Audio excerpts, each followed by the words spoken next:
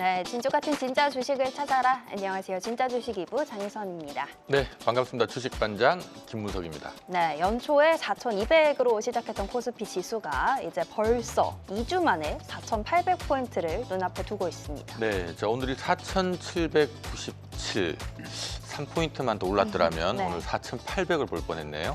맞습니다. 매일매일 이제 돌아가면서 다양한 섹터가 또 빠르게 움직이다 보니까 전략과 종목 중요할 것 같은데요. 오늘 두 분의 키워드로 들어보도록 하겠고요. 종목 상담까지 같이 도와드리겠습니다. 네, 자 진짜 주식 2부에서는 여러분들이 종목 고충 함께 하고 있습니다. 화면 하단에 안내되는 번호로 지금 바로 전화 주시면 안내 바로 받을 수 있고요.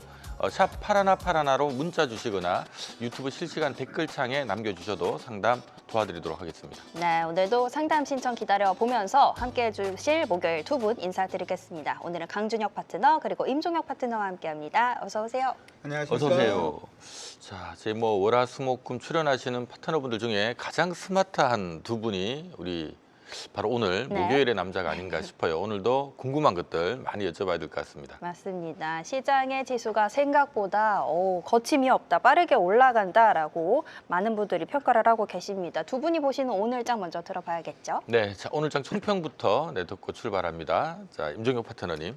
예, 4,800선 돌파가 임박한 상황이라고 보시면 되고 이제 멀지 않은 미래에 5,000선 진입도 충분히 가능하다라고 저는 보고 있습니다. 반도체 업황의 빅사이클이 장기화될 것으로 기대가 되고 있습니다. 올해 코스피 상장사 전체 영업이익이 전년 대비 아마 최소 30% 이상 증가할 것으로 기대가 되고 있고 그 중심에는 반도체가 있다라고 보시면 돼요. 다만 반도체에 대한 이익 의존도가 너무 높죠. 그래서 반도체 업황이 만약에 꺾이면은 시장 변동성 확대될 수 있겠지만 반도체 업황이 다운 사이클로 전환될 가능성은 없습니다. 제가 볼 때는. 그래서 견조한 상승 흐름이 이제 계속될 것 같고 또 코리아 디스카운트 해소를 위한 정부의 정책도 이제 더 추가적으로 나올 수 있을 것 같고 이 정부가 주도하고 있는 밸류업 정책에 따른 주주환원 확대가 추가적인 상승 촉매제 역할을 할 수 있고요. 또 연준 같은 경우에는 이제 완만한 금리 인하 정책을 펼칠 것 같습니다. 그래서 유동성 랠리도 펼쳐질 수 있고 또 금리 하락에 따른 멀티플 확장에 대한 기대감이 커질 수 있기 때문에 5,000선 진입은 시간 문제다라고 저는 보고 있습니다. 네. 자 최근에 이 삼성전자와 SK하이닉스 연초에 먼저 랠리를 추고요. 조금 멈춰 있는 동안에 이제 업종별 순환매가 좀 붙더니만 오늘은 또 오후에 대만의 TSMC 깜짝 실적이 또 삼성전자, SK하이닉스를 끌어올리면서 지수를 같이 끌어올렸습니다. 자 오늘장 총평 우리 강준혁 파트너는 어떻게 정리하시겠습니까? 요즘 시장은 굉장히 오르는데 개인 투자자들은 쉽지 않은 시장인 것 같긴 합니다. 왜 그러냐면 오늘도 역시 마찬가지인데 가면 속에 얼굴 같은 시장이 아니었나 이렇게 생각이 들어요. 그러니까 오늘 시장 움직임에 이제 강세에 보였던 종목군들을 우리가 한번 살펴보게 되면 지금 포스코 DX라든지 아니면 LG CNS라든지 여러 종목들이 많이 움직이고 있는데 사실 이제 첫 번째로 대형주 움직이는 부분은 저는 환율 때문이다 이렇게 일단 생각을 합니다. 미국에서 얘기가 나온 부분이 우리나라가 경제 상황에 비추어서 봤을 때도 원달러 환율이 원화가 너무나 약세다 이렇게 얘기가 나오면서 일단 원화 강세에 나오니까 어떻게 보면 외국인들 오늘 매수가 또 유입이 되는 모습이었고 외국 같은 경우에도 코스피 시장에서는 장 초반만 하더라도 그다지 매수세가 강하지 않았는데 전체적으로 매수세가 확대되면서 시가총액 상위 종목을 움직이는 그러니까 시가총액 상위 종목을 그냥 움직인 게 아니라 환율이라는 가면 뒤에서 움직였다 이렇게 봐줄 수도 있을 것 같고 코스닥 관련된 종목군들 오늘 보면서 또 화들짝 놀라는 부분이 로봇 관련된 종목이 오늘 너무 강세였거든요. 네. 상한가 가는 종목도 많아서 그래서 시장 안에서는 이제 이거 피지컬 AI 시장이 드디어 이렇게 생각을 할 수도 있습니다만은 알고 보니까 이제 M&A 관련된 이슈 이것도 가면 뒤에 숨어 있는 그러한 모습이고 이런 M&A 부분에서 삼성이라든지 LG에서 그 로봇 관련된 부분에 대한 M&A를 조금 더 확대하겠다 이런 얘기들도 일단 있다 보니까 먼저 이제 그러면은 삼성이라든지 LG 쪽에 속해져 있는 로봇 관련된 종목군들은 이제 얘들이 진짜 키우려는 모양이다라는 기대감으로 강세를 보이고 그리고 여타 여기에 포함되지 않았던 종목군들도 M&A에 대한 기대감이라든지 하는 부분 때문에 또 오르는 그래서 피지컬 AI라는 가면을 쓰고 로봇주가 올랐는데 사실 오르는 그 모습을 세부적으로 좀 따져보면은 일단은 피지컬 AI는 조금 약하지 않았나 이렇게도 생각이 들고요. 그리고 오늘 최근에 우리 2차 전지 관련된 종목이 막 올라서 네. 시장에서 다시금 2차 전지가 가느냐 이렇게 기대를 하고 있는데 묘하게도 대장주라고 할 수 있는 에코프로라든지 하는 종목군들은 그다지 강하지 않은 거예요. 여기도 일단은 가면이 하나가 있는데 아시다시피 히토류 관련된 부분의 문제들이 좀 많이 발생을 하고 있습니다. 중국과 일본 간의 히토류 부분의 문제가 사실 이제 글로벌적으로 봤을 때는 히토류는 이제 글로벌 공급망을 완전히 저해시키는 그러한 부분이 되기 때문에 중국이 전 세계를 적으로 삼지 않으려면은 이걸 사용하지는 않을 거다 이렇게 생각했던 게 많았는데 이걸 이제 이번에 일본에다가 카드를 지금 썼잖아요. 근데 일본도 가만히 보면 완제품을 많이 이제 수출하기보다는 중간재를 많이 수출하거든요. 그러면 중국하고 일본의 히토류 문제로 인해 가지고 일본이 히토류가 들어가는 중간재를 제대로 생산을 하지 못하면 그 부분을 수입하는 나라들은 완제품을 또 생산하기가 좀 힘든 그런 부분이 되다 보니까 히토류 문제가 많이 불거지고 있는 것 같습니다. 심지어는 이번에 일본이 히토류를 해저에서 지금 좀 캐보겠다라고 지금 나가고 있는데 이거 원래 국제법상으로는 불법이거든요. 원래는 하지 않기로 했던 그러니까 네. 암묵적인 조약이 되어 있던 부분이 지금 일본은 그 부분까지도 나서고 있는 그런 부분인데 이 히토류 안에 들어가는 것이 어떻게 보면 이제 그 연구 자석이라든지 우리 전동 모터 만드는 아니면은 우리 2차 전지를 만드는 리튬이라든지 하는 쪽으로 이게 확산이 되면서 2차 전지 관련된 종목들 중에서 이들과 관련된 종목군들만 지금 뜨는 모습이에요. 그래서 히토류라든지 하는 부분에 가면을 쓴 종목들이 움직이는 시장의 움직임을 가만히 보게 되면 우리가 그냥 2차 전지다라고 생각을 하시면 아마 여러분들 내일부터 좀 힘들어질 수도 있고요.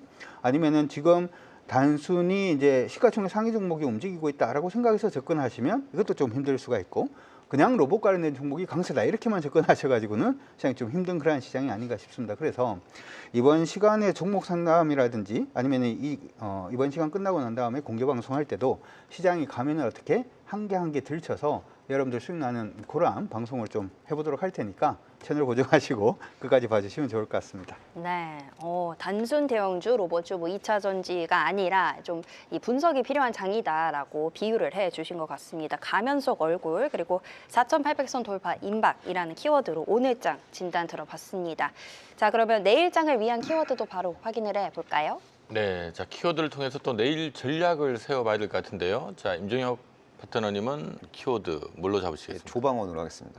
조방원. 예, 그러니까 반도체주가 이제 상승 탄력이 둔화되면은 조방원 주도의 장세가 전개될 거고 조방원 주요 기업들의 상승 탄력이 둔화되면은 반도체주 주도 장세가 전개될 것으로 저는 전망을 하고 있는데 이 조선업황이 참 좋습니다. 이미 대한민국 대표 조선사들 3년치 이상의 일감을 지금 확보한 상태에서 선별 수주 활동을 하고 있고 고수익성 프로젝트가 매출로 본격적으로 인식이 되면서 올해 수익이 전년 대비 크게 이제 증가할 것으로 기대가 되고 있고 K원전 르네상스도 이제 현재 진행형이죠. 추가적인 대형 원전 수출 기대감도 때가 되면 부각될 것 같고 또 SMR 시장 개화에 따른 수혜 기업들이 제법 존재하고 있기 때문에 이 원전주들의 투심도 추가적으로 이제 좋아질 수 있는 상황이라고 보시면 되고요. 그리고 방산주 같은 경우에도 이제 트럼프 2기 행정부의 국방비 증액 이슈 이런 것들에 이제 긍정적으로 반응을 했고 또 역대급 수출 실적이 이제 확인이 될 것으로 이제 기대가 되고 있습니다. 뭐 하나 에어로스페이스는 방산 대장주로서 수출 비중이 확대되고 또 실적이 추가적으로 개선될 수 있는 공간이 충분히 있고 뭐 현대로템은 K2 전차 그 신규 공급 계약 체결 가능성이 존재합니다. 일단 루마니아가 공급 좀 구매를 할 가능성이 높아 보이고 또 중동 주요국도 K2 전차에 관심이 많은 것 같고요. 또 LRG 넥슨의 청궁2 같은 경우에는 이제 중동 주요국 수출 물량이 이제 중장기적으로 증가하면서 여기에 연동된 실적 성장 이슈가 부각될 것 같고 또 한국항공우주의 또 성장 엔진인 KF21이 올해 하반기 대한민국 공군에 인도돼서 실전 배치될 가능성이 높아 보이고 또 레퍼런스를 쌓은 다음에 해외 주요국에 수출되는 그런 모멘텀을 보이고 있기 때문에 K방산 주요 기업들 성장 스토리 여전히 살아 있습니다. 네. 네, 자 우리 임종혁 파트너께서는 조방원을 네. 내일장 키워드로 잡아주셨습니다. 자 강주 파트너께서는 뭘로 잡겠습니까? 저는 그냥 기대와 우려 두 가지로 그냥 좀 말씀드리고 싶은데 지금 시장 굉장히 좋습니다.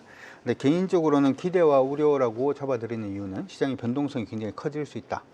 사실 이제 시장이 좋게 시작을 하면 우리는 시장의 악재 부분에 대해서 눈을 닫으려는 그러한 모습을 많이 보이게 되는데 아시다시피 이제 트럼프 행정부의 이번에 상호 간섭 관련된 부분이 원래 어제 발표가 될 거로 네. 우리가 예상을 했습니다만은 발표가 되지 않았어요. 근데 보통 이제 미국 법원 같은 경우에는 중요한 사안 자체를 수요일 날 보통 발표를 하거든요. 이게 이제 일주일 정도 뒤로 미뤄졌다라는 생각을 일단 해보시면 시장 안에서는 그러니까 이게 기본적으로 20일 다음 주 화요일이나 21일 다음 주 수요일 정도에 아마 발표될 가능성이 높지 않나 이렇게 보고 있는 거고 시장 안에서는 상호 관세 부분이 만약에 법원이 이게 불법이다 이렇게 판단을 내리면 단기적으로 우리한테는 또 좋을 수도 있다 이렇게 얘기를 하고는 있습니다만은 트럼프 행정부에서는 그러면 다른 관세를 때리겠다. 네. 뭐 이런 식으로도 지금 얘기가 나오고 있기 때문에 이런 부분 자체가 계속 변동성을 키울 수 있는 우려 부분을 계속 만들어가고 있고 아까 환율 같은 경우에는 이전에 환율이 강세로 만들 때는 우리나라 정부 당국에서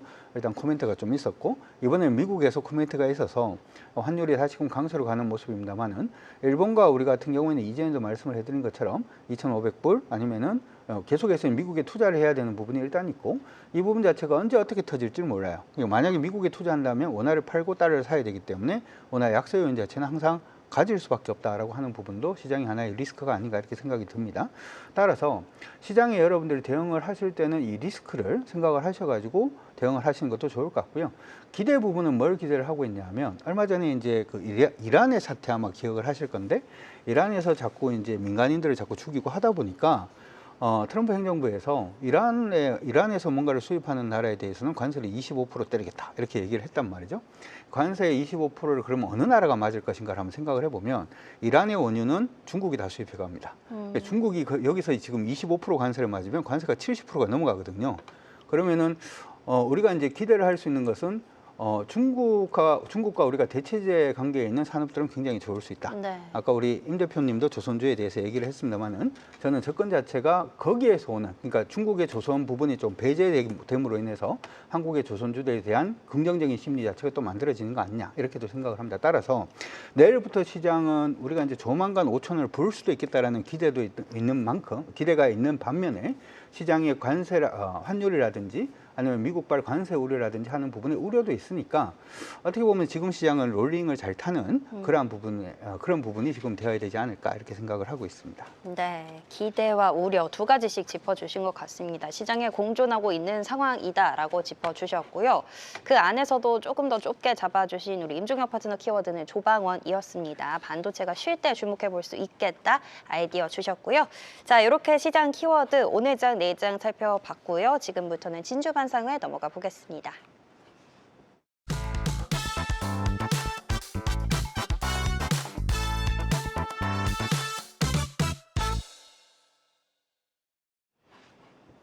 네, 지금부터는 시장의 진짜 주식, 진주 같은 종목들을 찾아보는 시간 가져볼 텐데요.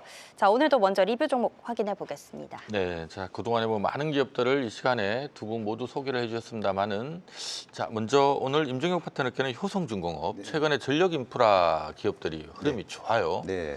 자 어떻습니까? 이제 저번 주에 겸손했을 때 제가 방송을 통해서 소개해 드렸는데 차트 보면서 대응 전략을 제시해 드리도록 하겠습니다. 네. 자, 저는 겸손한 종목을 좋아합니다. 뭐 한때 효성중공업이 이렇게 가파른 상승 흐름이 전개됐다가 상승폭을 반납하고 그리고 난 다음에 주요 지지선 위에서 이렇게 박스형 패턴을 만들었고 이 박스 하단에서 좁은 밴드를 만들면서 이제 상승 에너지를 응축할 때, 그러니까 상승 추세 변곡점을 완성하기 직전에 제가 방송에서 소개해드렸고 그리고 지금 현재 신명나게 V자 반등 드라마가 전개가 되고 있고 제가 봤을 때는 이제 지지선 자체가 올라갔습니다. 그래서 현재가 기준으로 봤을 때 210만 원 위에서만 거래되면, 그러니까 상승폭을 반납하더라도 210만 원 위에서만 거래되면은 개당시 상승 기조가 유효하고 그리고 작년보다 올해보다 내년 업황이 더 로맨틱한 기업이기 때문에 결국에는 11월 고점을 돌파할 가능성이 높은 기업이라고 보고 있는데 그럼에도 불구하고 만약에 240만 원 전후에서 상승 탄력이 둔화되면은 익절하고 새로운 눌림목 구간에서 뭐 재진입을 해도 되는 종목이라고 저는 보고 있습니다. 네, 자 효성중공업 최근에 뭐 전력 인프라 관련주 전반이 아주 좋은 흐름 타고 있고요. 자 우리 강준혁 파트너 나오시면 또 현대차 안 여쭤볼 수가 없습니다. 최근에 너무 무섭게 올라가고 있어요. 네. 일단 무서워는 하지 마시고 현대차는 예전에 말씀해 드릴 때 단순히 그러니까 작년에 제가 말씀을 해 드릴 때만 하더라도 현대차에 대해서는 뭐 제네시스가 잘 팔린다, 전기차 부분에 대한 기대가 있다 이런 얘기들이 많았지 로봇에 대한 얘기들은 아마 없었을 겁니다. 네. 예전 방송 돌려보시면 제가 현대자동차가 보스턴 사이네믹의 이제 지분 자체가 시장에서 완전히 알려져 있지는 않습니다만은 현대차라든지 현대모비스, 현대오토에버 같은 기업들로 이 지분이 지금 나눠져 있기 때문에 이제 로봇 관련된 종목으로 현대차를 좀 보시는 게 좋을 것 같다 이렇게 말씀을 일단 해드렸고 말씀을 해드리고 난 다음에 이제 겨우 100% 정도 수익이 난 것 같습니다. 근데 보통 이제 100% 정도 수익이 나서 더블 정도는 하게 되면 이제 좀 팔아야 되는 거 아닌가 이렇게 생각을 하실 수 있는데 아직까지 배고픕니다. 네. 꺾이지 않으면 끝까지 몰고 가신다 이렇게 생각을 해두시면 좋을 것 같고 현대차 지금 100% 수익 나는 부분에 대한 투자 전략은 자, 요 방송 끝나고 난 다음에 기술적으로 한 번 더 잡아드리도록 할 테니까 그때 공개 방송할 때 들어오셔서 자세한 전략 받아가시면 좋을 것 같습니다. 좋습니다. 로봇 키워드를 업은 현대차 계속해서 달릴 수 있다 리뷰해 주셨고요. 효성중공업도 11월 고점까지 돌파할 가능성이 보인다. 이렇게 AS 해주셨습니다. 자, 두 가지 종목 짧게 살펴봤고요. 지금부터는 이번 주에 두 분이 주목하시는 종목 확인해 보도록 하겠습니다. 자, 오늘의 주제는요. 4,800을 바짝 추격한 코스피 지수 다음 순환매 주인공이 될 종목입니다. 자, 강준혁 파트너는 오늘 포스코홀딩스 가져오셨고요. 임종혁 파트너 역시 포스코홀딩스 가져오셨습니다. 네, 자, 두 분이 공교롭게도 같은 종목을 준비를 해주셨어요. 네. 우리가 이 코스피 코스닥 상장사가 어마어마하게 많은데 그중에 딱 하나가 겹치기가 쉽지가 않은데 네. 아무튼 그만큼 지금 포스코홀딩스 쪽으로는 이번 주 좀 가파르게 지금 이제 방향을 전환하다 보니까 좀 아직 시작 아니냐라는 의견이신 것 같습니다. 좀 들어보도록 할게요. 자, 임종혁 파트너님, 예. 포스코홀딩스 예. 어떤 점 때문에 오늘 준비하셨습니까? 일단 기본적으로 철강 업황이 작년보다 좋아질 것 같습니다. 철강석 가격이 하향 안정화되고 있고 고부가 가치 철강 가격이 전년 대비 가격 상승이 기대가 됩니다. 그래서 철강 마진 스프레드가 전년 대비 긍정적으로 이제 확인이 될 가능성이 높아 보이고요.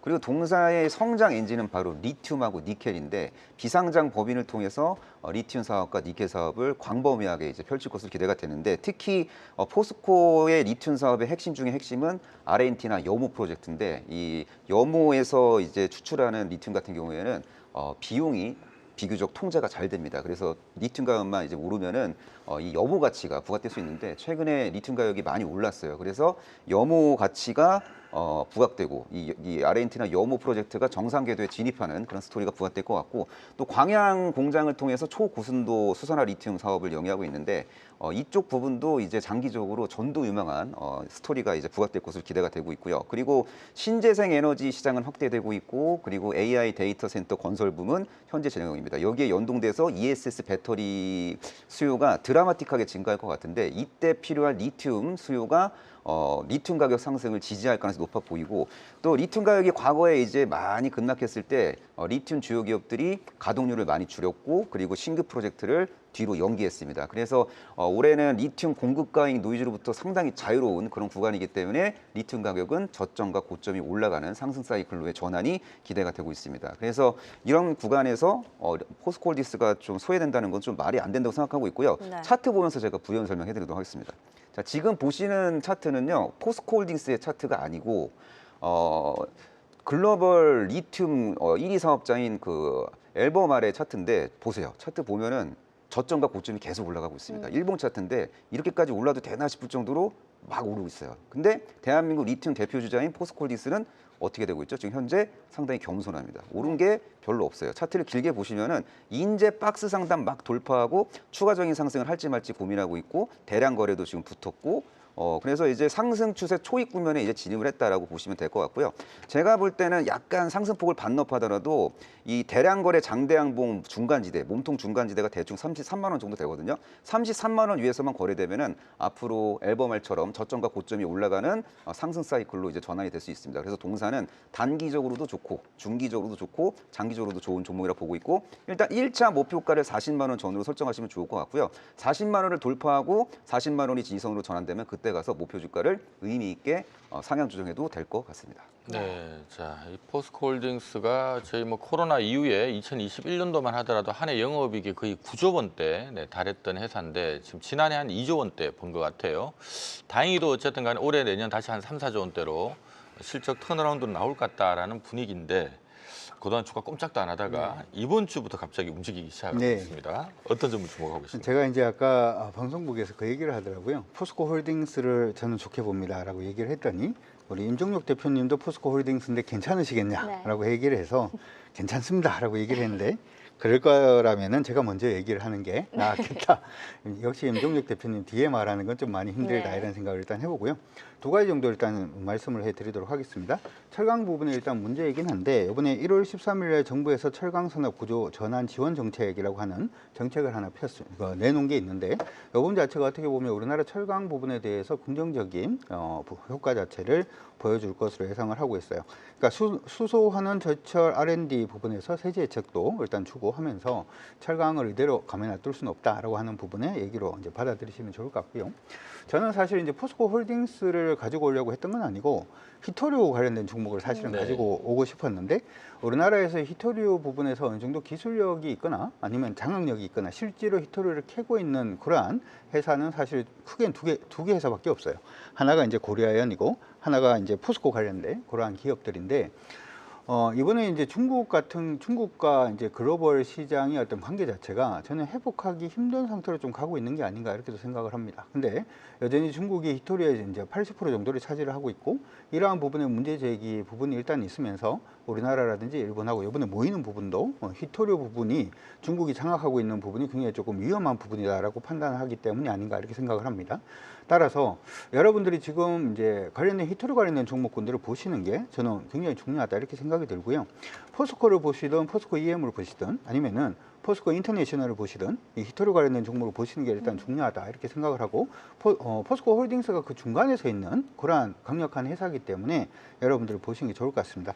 아까 얘기를 할 때 수소나 리튬이라든지 아니면 리튬이라든지 니켈이라든지 하는 부분도 말씀을 해주셨습니다만은 사실 이제 포스코 홀딩스 같은 경우는 이 외의 히토류 부분도 실제로 채굴이라든지 하는 그런 부분에 좀 많이 나서고 있다라는 점도 우리가 좀 생각을 해봐야 되겠다 이렇게 생각이 들고요. 아까 말씀드릴 때 중국과의 어떤 경쟁 관계에 있는 모든 산업이 아마 좋아질 가능성이 없다. 심지어는 LG 디스플레이도 네. 좀 좋아질 가능성이 있지 않냐 이렇게 생각이 들 정도로 중국과의 대체제가 있는 부분은 우리가 좀 신경을 써야 되는데 포스코 홀딩스 주가가 못 가게 된 가장 주된 이유가 중국에서 어떤 철강의 이제 과잉 생산이라든지 하는 부분 때문에 주가가 못 움직였다라고 생각을 해본다면 본업 자체도 일단은 나쁘지 않다 이렇게 생각을 합니다. 차트 보시면서 그냥 말씀을 그냥 간단하게 해드리도록 하겠습니다. 네. 포스코 홀딩스가 어떻게 보면 앞서서 현대차 더블 보낸 것처럼 그 자리에 있다 저는 생각을 하고 있고요.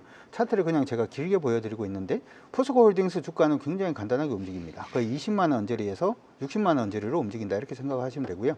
지금 이제 20만 원에서 이제 방향을 턴하면서 이제 머리를 들었기 때문에 목표 최소한 60만 원 정도 잡고 꾸준하게 그냥 투자를 하셔도 저는 나쁘지 않다 이렇게 생각이 듭니다. 네, 자, 이 포스코 홀딩스는 사실 뭐 이번 주에 4분기 실적 발표, 어닝 쇼크를 냈거든요. 어닝 쇼크 발표하자마자 주가 올라 버렸어요. 다들 실적 안 좋게 나올 것 같은데 그날 사야지 하고 기다렸던지 어쨌든 간에 분위기는 어닝 쇼크 이후로 확 달라지는 분위기입니다. 네, 철강 그리고 리튬 가격 같이 짚어주셨고요. 거기에 더해서 히토류라는 부분 그리고 중국과의 어떤 반사수혜를 얻을 수 있다는 부분까지 두 분 같이 체크해 주셨습니다. 포스코홀딩스 40만 원 그리고 60만 원 가격대 기억해 주시면 좋을 것 같습니다. 자, 이렇게 진주반상회 포스코홀딩스 만나봤고요. 지금부터는 금쪽 같은 내 종목 상담 시작하겠습니다.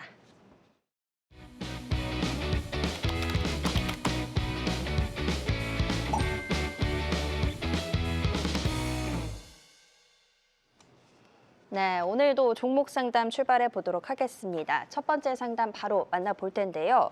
자, 문자로 들어와 있습니다. 오늘의 첫 종목은 우리기술 들어왔고요. 매수가 3,900원에 요즘 원전이 좋은데 어떻게 해야 하나요? 이렇게 문자를 주셨습니다. 네, 자, 가격을 보니까 아마 최근에 사신 것 같아요. 요즘 원전은 좋다는데 얘는 왜 안 올라요? 이런 질문으로 들리거든요. 우리기술은 어떻게 보십니까? 네, 우리 기술은 이제 시차를 두고 오를 가능성이 높다고 저는 보고 있습니다. 동사는 K방산과 K원전을 모두 품고 있는 기업이기 때문에 재료의 스펙트럼이 넓어요. 그래서 주요 저항선 돌파 가능성이 상당히 높은 기업이라고 저는 보고 있고, 그리고 사실상 동사가 두산 에너빌리티랑 원팀입니다. 그래서 두산 에너빌리티가 주기기 공급 계약을 체결하면 시차를 두고 동사가 수주를 받는 그런 구조이기 때문에 수주 모멘텀도 나름대로 대기되어 있다라고 보시면 돼요. 참고로 두산 에너빌리티는 체코 원전 주기기 때가 되면 적극적으로 이제 납품할 거고, 또 불가리아 원전 프로젝트 주기기 공급 계약 체결 가능성도 있고, 또 뉴스케일 파워가 주도하고 있는 SMR 프로젝트 주기기 공급 계약 체결도 언젠가 이루어질 것 같습니다. 이럴 때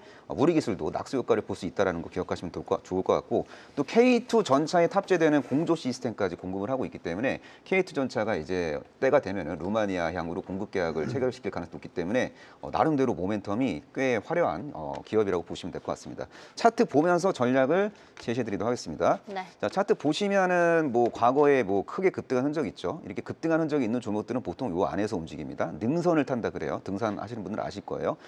경치가 상당히 좋습니다. 근데 네. 뭐 폭발적인 뭐 대박 상승을 뭐 한다 이렇게 볼 수는 없겠지만 요 안에서 왔다 갔다 하는 그런 모습이 나올 것 같아요. 요 큰 박스 안에서 왔다 갔다 하고 있는데 요 안에서 지금 갇혀 있지만 결국에는 요 상단을 이 좁은 밴드 상단을 돌파하기 위해서 상승 에너지를 응축하고 있다라고 저는 보고 있습니다. 그래서 1차 저항 영역은 4,250원 전인데 뭐 4,250원 돌파 가능성 상당히 높다라고 저는 보고 있고요. 스토리가 워낙 좋기 때문에 4,250원을 돌파하고 이런 식으로 안착에 성공하면은 추가적인 상승률이 전개될 수 있고 그리고 1차 저항 4,250원, 4,250원 돌파 시 진입 가능한 가격대는 5,000원대 전후라고 보시면 되고 만약에 5,000원까지 완벽하게 뚫어버리면 그때 가서 행복한 고민하시면서 목표 주가를 상향 조정하시면 될 것 같습니다. 네. 네. 자, 지난해 하반기 주가 흐름이 상당히 좋았는데요. 단 이제 11월 달부터 이제 주가가 맥을 못 쓰고 있습니다. 아무래도 시장에서는 지금 시가총액이 한 6,700억 대다 보니까 아직은 지금 연간 이익이 뭐 50억 내외 나오는 기업이라서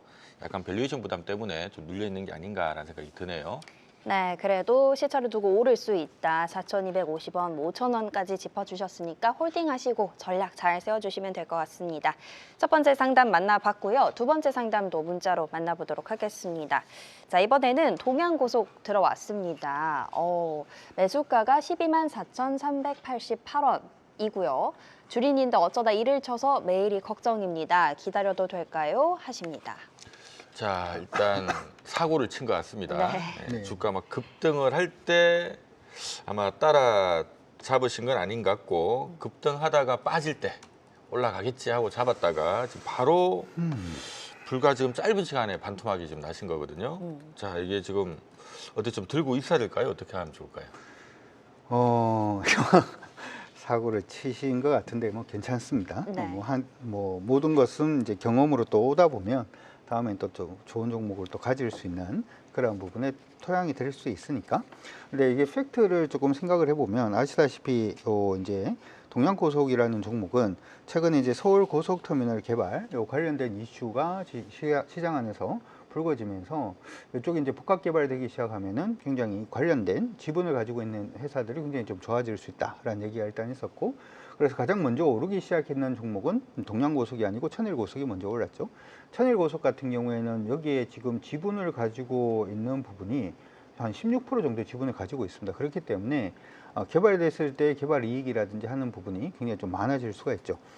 동양고속 같은 경우에는 천일고속이 오르니까 그럼 두 번째로 지분을 많이 가지고 있는 쪽은 어디냐라고 해서 찾아봤더니 동양고속이라는 종목도 있었고, 그러다 보니까 이 종목도 많이 올랐는데 실질적으로 동양고속은 그쪽 지분 관련돼서는 0.16%밖에 안 가지고 있습니다.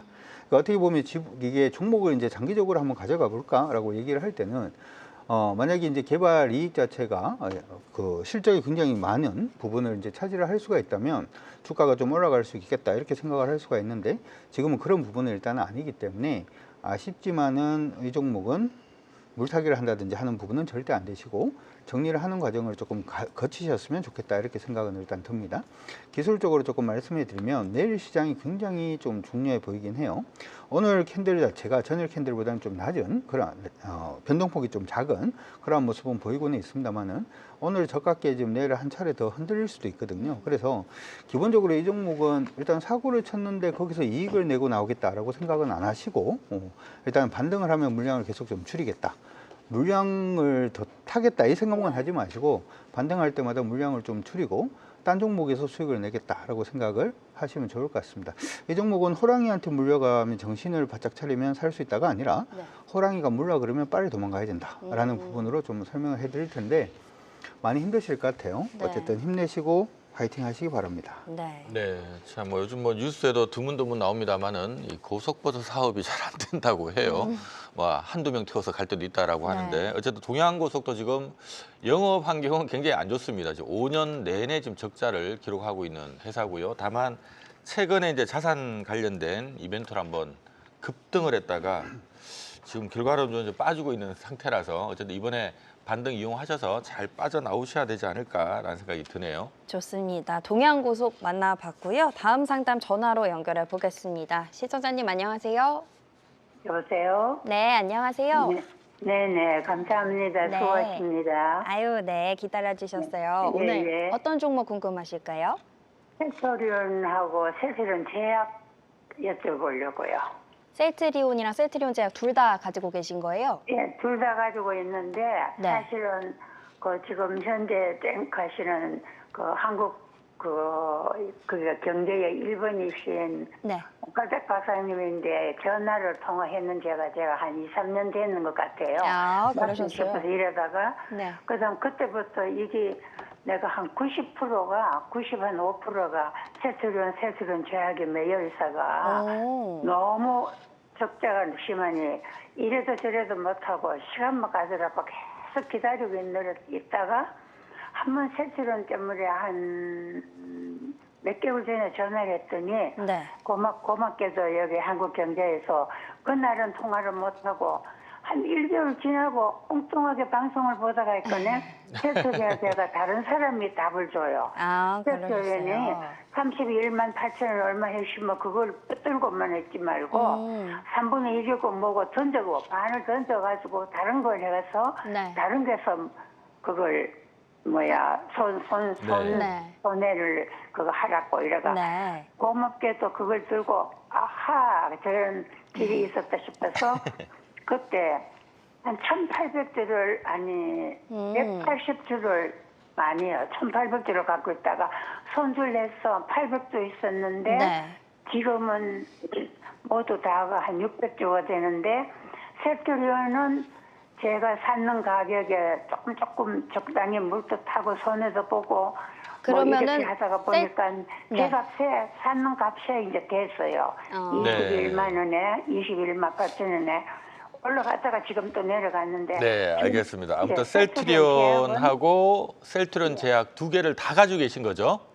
예. 그런데 네. 지금 이제 오늘 여쭙고자 하는 것은 셀트리온 제약이 제약이 더 궁금하신 네. 거예요? 예, 그 당시에 20몇만 원 주고 아마 사주고 싶은데 그거는 다 싶어도 네, 모르겠고 알겠습니다. 지금 현재에 우리 어머님께서 지금 11만 보니까 8천, 네, 아니요, 어머님께서 19만 1,800원에 제가 있어요. 종목에 아. 대해서 굉장히 지금 고민이 많으신 것 네네. 같아요. 바로 지금 셀트리온과 셀트리온 제약 두 개 다 살펴봐 드릴게요. 네. 임정 대표님, 네. 둘 다 봐주시죠. 예, 둘 다 보겠습니다. 그러면 두 개 종목의 차트를 띄워놓고 같이 설명해 드릴게요. 뭐 차트를 지원해 주시면 감사하겠습니다.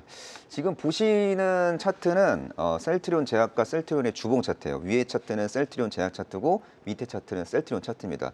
과거 이때 그 코로나19 치료제 개발 모멘텀이 부각됐을 때 셀트리온이 이제 항체 치료제 개발을 주도했는데 셀트리온 제약이 연동돼서 급등하는 모습이 나왔고 그때 이제 22만 원대까지 상승하는 기염을 토했던 바가 있고요. 또 이때 또 셀트리온이 잘 나갈 때 같이 연동돼서 셀트리온 제약이 상승했던 경험이 있습니다. 최근에 셀트리온 주가가 상당히 양호 흐름을 보여주고 있음에도 불구하고 셀트리온의 주가 흐름이 좀 셀트리온 제약의 흐름이 지지부진한데 결국에는 셀트리온 흐름에 연동돼서 움직이게 될 가능성이 높다. 역사적으로 봤을 때 그렇게 이제 보시면 될 것 같고요. 지금 현재 보시는 차트는 셀트리온 제약의 일봉 차트입니다. 일봉 차트인데 지금 이 종목은 뭐 나름대로 매집 초기, 매집 중기, 매집 후기 구간을 거쳐서 저점이 은밀하게 올라가는 상승 추세 초입 구면으로 이제 전환이 되고 있는 것으로 보이고 이 제가 검은색 라인 설정해 드렸죠. 이게 단기 저항이거든요. 이 저항선 돌파 시에는 주가가 좀 많이 오를 수도 있다라고 좀 보고 있어요. 그래서 67,000원이 현재 시점 1차 관문이고 67,000원 돌파를 하게 될 경우에는 8만 원대 진입 가능성이 존재합니다. 그래서 중기 목표가, 중기 혹은 중장기 목표가를 8만 원 전으로 설정하시고 8만 원을 뚫으면은 그때 가서 목표 주가를 상향 조정하시면 좋을 것 같습니다. 그리고 셀트리온도 봐드릴게요. 셀트리온은 최근에 주가가 좀 올랐다가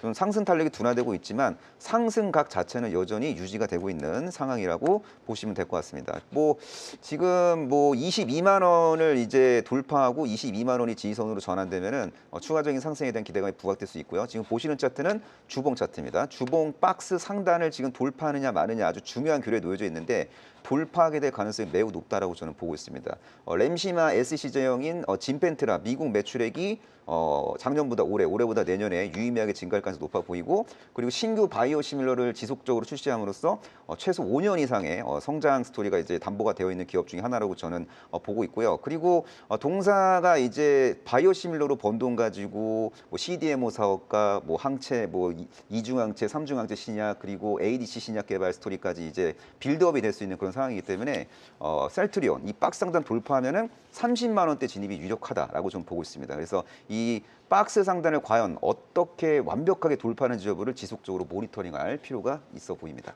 네, 셀트리온과 셀트리온 제약 답답하셨던 것 같습니다. 오늘 상담 좀 도움이 됐으면 좋겠고요. 저희 또 다음 상담 만나보도록 하겠습니다.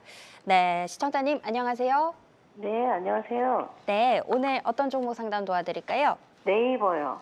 네이버요. 오늘 네이버 상담이 들어올 것 같았습니다. 이거 얼마에 매수하셨을까요? 26만 4천 원인데요. 네, 저는 또 26만 4천 원에 매수를 하고 네. 제가 또 23만 원대 매수를 한 거는 한 반년 됐나 거의 28만 원 왔는데도 안 팔고 네네. 있다가 그거는 이제 딸을 주고 저는 26만 4천 원에 몇 달 전에 매수를 했거든요. 네. 30만 원까지 보고 가려고. 네. 근데 오늘 악재가 터졌더라고요. 그쵸. 그래서 어차피 전 장기적으로 보려고 작년부터도 안 팔고 28만 원 와도 안 팔고 네네. 계속 모아가고 있었는데 악재가 터져서 한번 전화드려봤어요. 알겠습니다. 어쨌든 오늘 일 때문에 뭔가 전망이나 주가나 좀 영향이 있을까 봐 걱정되시는 거죠? 예. 알겠습니다. 저희가 그러면 뭐 30만 원 말씀해 주셨던 가격대랑 같이 좀 살펴봐 드릴게요. 예. 네, 자 네이버가 오늘 막판에 급락을 했어요. 4.6% 급락을 해버렸습니다. 이 국가대표 AI 1차 평가에서 떨어졌다라는 얘기가 전해지면서 된소리를 맞아버렸는데, 자 지금 분위기 보니까 지금 뭐 손절하시고 싶은 마음은 없으실 것 같아요. 네, 어떻게 할까요? 저도 손절시키고 싶은 생각은 없습니다. 네. 사실 이제 네이버라는 종목은 카카오하고 굉장히 많이 비교가 되잖아요. 근데 저는 네이버가 카카오하고 비교가 되면 좀 기분이 나쁜 종목이라고 생각을 합니다. 왜 그러냐 하면 사실 이제 이번에 국가대표 AI 부분의 탈락 부분은 이게 충격이기도 하죠. 네이버가 혹시 뭐 이런 생각을 일단 하셨을 수도 있는데 저는 이게 네이버가 실적이 굉장히 안 좋은데 국가대표 AI 부분으로 인해서 실적이 턴어라운드가 되고 그러면서 주가가 오른다라고 생각을 한다면 지금 파는 게 맞겠죠. 근데 요거는 차트를 한번 요거는 보고 가도록 하겠습니다. 네이버의 실적 차트를 한번 보여드리면 네이버는 주가가 46만 5천 원 갔을 때보다 지금 실적이 더 좋습니다. 차트 한번 봐주시면은 그런데도 불구하고 어떻게 보면 여기가 지금 예전에 46만 5천 원 갔을 때 매출액과 영업이익 수준인데 매출액은 거기에 비해서 거의 더블 정도 이상 지금 가 있는 그러한 상태고 영업이익도 이때에 비해서는 지금 더블 이상 지금 나 있는 그러한 상태죠. 다시 말하면 이게 국가대표 AI 부분이 지금 네이버의 어떤 실적이라든지 하는 부분에 트리거가 되는 게 아니라 그냥 심리적인 트리거 정도다 이렇게 생각을 한번 해본다면 그로 인해서 주가가 밀리는 부분 자체에 너무 놀랄 필요는 없지 않나 이렇게 생각을 일단 하고요. 저는 네이버를 이제 투자하는 관점에서는 충분히 지금 가져가셔도 좋겠다 이렇게 생각이 들고요. 아까 말씀하실 때 30만 원 말씀하셨는데 저는 사실 그게 조금 더 이해가 안 갑니다. 왜 30만 원까지 보는지 45만 원까지는 일단 네. 가야 되는 종목이 실적으로만 보더라도 그리고 지금 우리 로봇 관련된 종목군들이 좀 많이 움직였잖아요. 근데 예전에 네이버가 제2사옥 부분을 얘기를 했을 때 시장 안에서 굉장히 핫하게 얘기가 나왔던 부분이 어떤 부분이었냐 하면 거기 제2사옥 안에서는 로봇이 뭔가 커피도 배달을 하고 뭔가를 배달하는 그러한 부분이 일단은 모습이 있었다면 최근에 네이버가 북촌 있죠. 북촌에 그 네이버 지도 이거 사진 찍는 거 네. 걔들이 막 돌아다니기 시작을 했거든요. 근데 북촌이라고 하는 곳은 아스팔트가 이렇게 깔려 있는 데가 아니라 그렇죠. 계단도 굉장히 많은데 거기를 지금 네이버가 사진 찍겠다고 돌아다닌 그 로봇이 어떻게 보면 배달 로봇의 최종점이 아닌가 이렇게 또 생각을 해볼 수가 있는 거죠. 이 부분 자체도 원래부터 사업이 좀 진행될 가능성도 일단 높다라는 점을 일단 생각을 해본다면 네이버에 대해서 단순히 우리가 이제 검색 광고를 통해서 돈을 버는 회사다 이렇게 생각을 하는 건 좀 아니지 않나 이렇게 생각도 들고요. 그리고 하나 더 생각을 해보면 최근에 쿠팡 사태 부분도 있었지 않습니까? 쿠팡에서 이제 탈팡하시는 분들이 굉장히 많은데 저도 탈팡을 하고 난 다음에 지금 조금 고민입니다. 다시 네. 가야 되나? 딴 데 배송료가 너무 비싸서 네. 그런 생각을 일단 하는데 그때 가장 지금 수혜를 보고 있는 게 어떻게 보면 네이버가 가장 큰 수혜를 보고 있고 신세계라든지 하는 부분도 이마트 부분도 수혜를 보면서 그쪽 주가도 굉장히 좀 바르게 올라오고 있는 모습이에요. 따라서 저는 이 네이버를 여러분들이 보실 때 지금 밀리고 있는 부분이 악재 부분을 생각을 하실 거는 저는 아니다 이렇게 생각을 하고요. 이번 밀리는 부분이 차라리 조금 더 싸게 살 수 있는 기회다 생각을 하시고 접근을 하신 게 어떨까 생각을 하고 있고, 트레이딩 관점은 아니고 네. 투자 관점으로는 저는 충분히 40만 원 이상까지도 볼 수 있다 이렇게 생각이 드니까 너무 걱정하지 마시고 편하게 한번 몰아가 보시면 어떨까 싶습니다. 네, 자, 최근에 뭐 쿠팡 이슈 때문에 네이버가 조금 분위기가 좀 반사익하면서 좀 뜨는 분위기였는데 오늘 대선을 맞아서 좀 아쉽게